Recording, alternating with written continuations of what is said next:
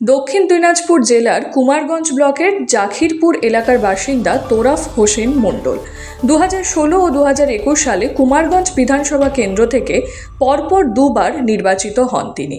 2002 সাল থেকেই তার নাম রয়েছে ভোটার তালিকায়। 1980 সালে সরকারি চাকরিতে যোগ দিয়ে প্রায় 39 বছর কর্মজীবন কাটানোর পর 2019 সালে অবসর নেন তোরাফ হোসেন।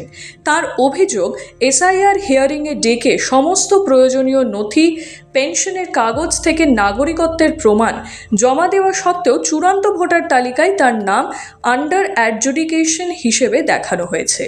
শুধু তিনিই নন, কুমারগঞ্জ বিধানসভা এলাকায় প্রায় 30,000 মানুষের নাম রয়েছে এই বিচারাধীন তালিকায়। পরিবারের অন্য সদস্যদের নাম ভোটার তালিকায় থাকলেও শুধুমাত্র তার নাম বাদ পড়ায় এটিকে নিছক প্রশাসনিক ত্রুটি নয়, বরং রাজনৈতিক ষড়যন্ত্র বলেই অভিযোগ তুলেছেন বিধায়ক। এসআইআর হিয়ারিং এর টাইমে আমাকে নোটিশ করেছিল। নোটিশ দেখার পর আমি নোটিশের কারণটা খুঁজে পাইনি। আমি যারা হিয়ারিং করবে তাদেরকে আমি দেখাইছিলাম যে আমি কি কাগজ নিয়ে আসবো। আমার তো এখানে আমি কিছুই বুঝতে পারতেছি না। বললো যে এটা আপনার সম্ভবত আপনার বাবার কাগজটার সঙ্গে হয়তো মিল দেখাচ্ছে না। তো আমি হিয়ারিং এর যেই দিন ছিল সেই দিনে আমি হিয়ারিং এ হাজির হয়েছিলাম।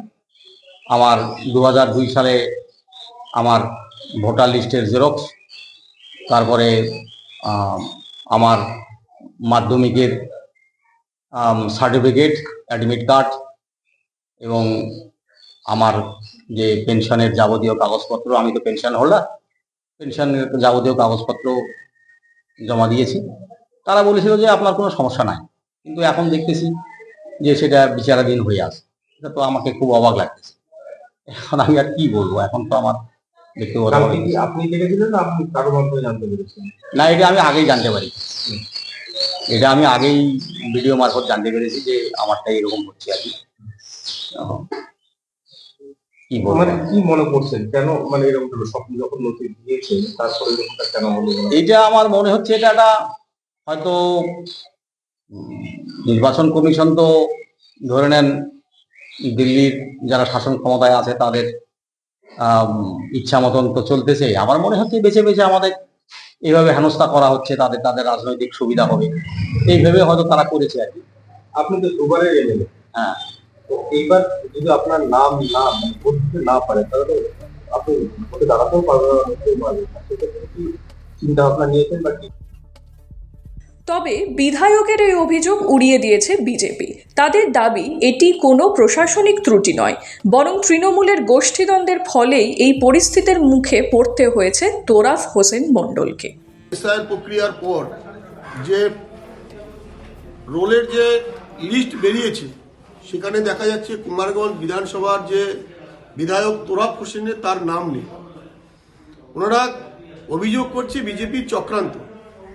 কিন্তু আপনাদেরকে বলছি যে এখানকার যতজন বিএলও মনোনীত হয়েছে তৃণমূলের দ্বারা, ইআরও থেকে আরম্ভ করে আরও সমস্ত শাসক দলের মনোনীতরাই এখানে নিয়োগ হয়েছে। তারা এখানটায় সমস্ত আর তদারকি করেছে, তারা তদন্ত করেছে, দেখেছে ভারতীয় জনতা পার্টিকে দোষারোপ করছে, তারা মিথ্যাচার করছে। কিন্তু আমরা যেটা বুঝতে পারছি দীর্ঘদিন ধরে কুমারগঞ্জ বিধানসভায় যে তোরাফ হোসেন যাতে এবার না দাঁড়াতে পারে তার জন্য জেলার তৃণমূলের বরিষ্ঠতম নেতা, বিশিষ্ট নেতারা চেষ্টা চালাচ্ছে। আমাদের মনে হচ্ছে তাদেরই তার প্রয়োজনায় বা তারাই এটা চক্রান্ত করে তোরাফ হোসেনকে আউট করে দিতে পারলে এসআইআর এর মাধ্যম দিয়ে এক ঢেলে দুটো পাখি মারা যাবে। একদিকে বিজেপির উপর দোষারোপ করা যাবে, অন্যদিকে তাদের রাস্তা ক্লিয়ার হয়ে যাবে এবং ওখানে তারা যিনি দাঁড়াতে চাইছেন তিনি সেখানে কুমারগঞ্জে দাঁড়াতে পারবেন। আর সেই কাজটাই হয়েছে। এটা বিজেপিকে দোষ দিয়ে লাভ নেই।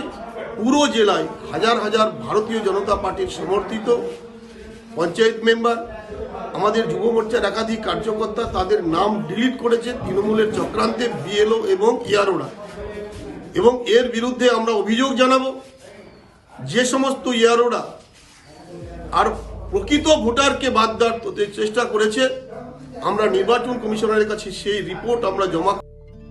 এ বিষয়ে নির্বাচন দপ্তরের তরফে এখনও পর্যন্ত কোনো স্পষ্ট প্রতিক্রিয়া মেলেনি। তবে ঘটনাটিকে ঘিরে রাজনৈতিক মহলে জোর চর্চা শুরু হয়েছে। অনেকেই দ্রুত তদন্ত ও স্বচ্ছ ব্যাখ্যার দাবি তুলছেন, যাতে ভোটারদের গণতান্ত্রিক অধিকার সুরক্ষিত থাকে। কারণ ভোটার তালিকায় নাম না থাকলে আগামী বিধানসভা নির্বাচনে তোরাফ হোসেন মণ্ডল কিভাবে প্রার্থী হবেন তা নিয়েও উঠছে বড় প্রশ্ন। ইতিমধ্যেই বিষয়টি নিয়ে জেলা প্রশাসনের দ্বারস্থ হয়েছেন কুমারগঞ্জের বিধায়ক। দক্ষিণ দিনাজপুর থেকে সঞ্জয় রায়ের রিপোর্ট, এক্সপ্রেস নিউজ।